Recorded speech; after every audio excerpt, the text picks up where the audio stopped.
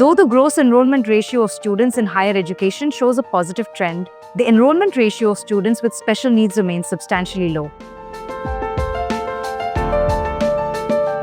The UNICEF's report on disability inclusive education practices in India shows that there is a sharp decline as students with special needs move from secondary to higher education.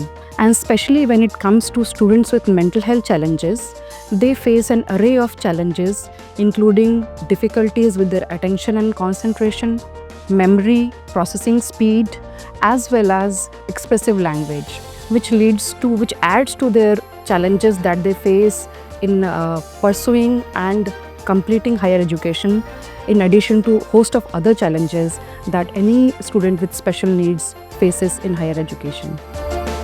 Policies across countries aim to make higher education accessible, inclusive to all students, including people with special needs, to align with UN's Vision Document of Education 2013, which emphasizes inclusion and equity for all.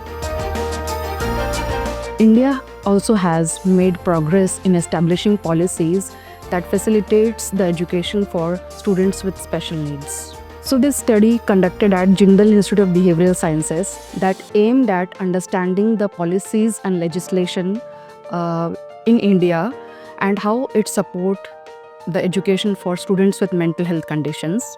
This study adopted document analysis method to analyze the policies, legislation and guidelines that facilitate the education for students with mental health conditions in India. Section 32 of the Rights of Persons with Disability Act mandates 5% reservation and a 5 years of age relaxation for those having more than 40% disability in government-funded and aided higher educational institutions. This ensures that any student with special need can access and take admission in higher educational institutions.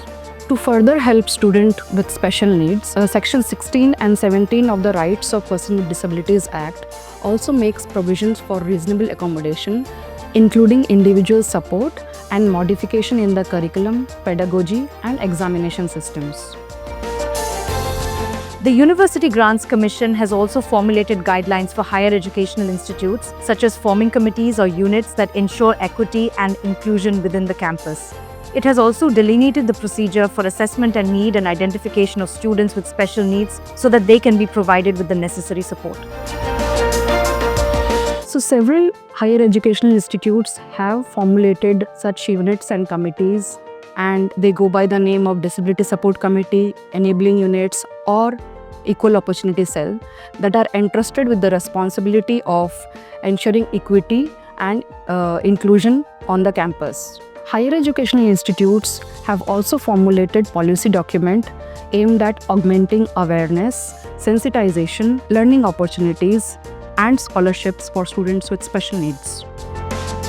The national policies legislation are a testament to India's commitment to ensuring an inclusive educational setup, reducing inequality in higher education. However, their effective implementation lies in the hands of the administration bodies of higher educational institutes. There might be variations in the implementation of these policies across the states of India.